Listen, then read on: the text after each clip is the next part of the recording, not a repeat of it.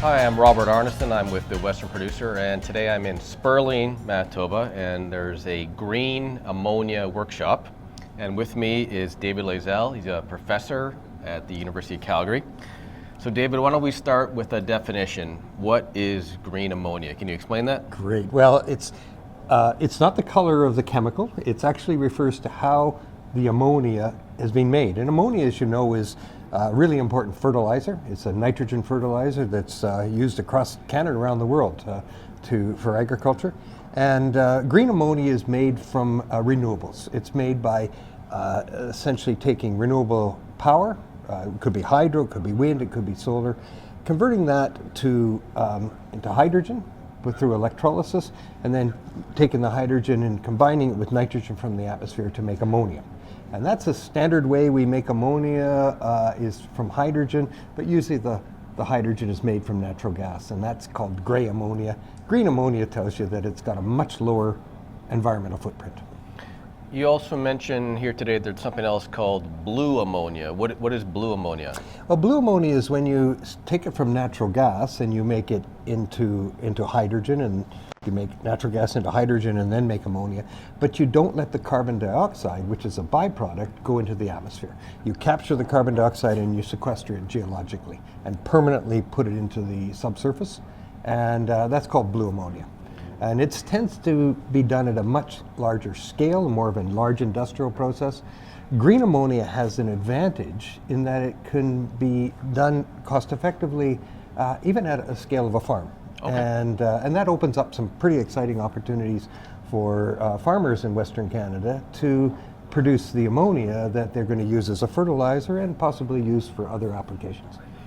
So as you explained, green ammonia has a good fit for the agriculture industry because of fertilizer usage, but bigger picture, there could be other markets, other opportunities for green ammonia. Can you just talk about that a little bit? Yes, well, certainly within Canada, as within agricultural opportunities, there's a lot of fuel that's being used, diesel fuel that's used for heavy machinery. There's a lot of interest in decarbonizing the emissions, reducing the emissions associated with agricultural tractors and combines, etc.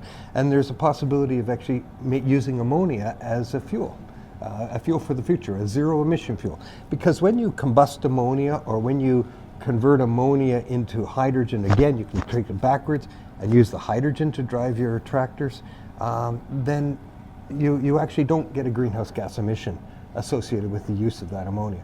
So there's a possibility of actually getting heavy-duty transportation fueled by essentially the fertilizer that the same chemical is really we use now as a fertilizer. Just one more for you. So as you mentioned here during your presentation in Sperling, that there's also a lot happening in Canada's East Coast, right, in terms of producing green ammonia and then exporting that to other parts of the world. Can you just explain that opportunity for Canada? Well, Canada, we're half of 1% of the world's population, but we have 7% of the world's land area, and the whole world needs to be switching to a net zero energy system. And they're looking to countries like Canada to export energy carriers that don't have embedded greenhouse gas emissions within them. Ammonia is probably the most attractive energy carrier that could be exported to other nations, where they would use it as, they could use it as a fertilizer, but they'd also, the real issue is they weren't interested in using it as an energy carrier, as a fuel for heavy-duty vehicles, even a fuel for the ships themselves that are carrying the materials inside or between countries across the ocean.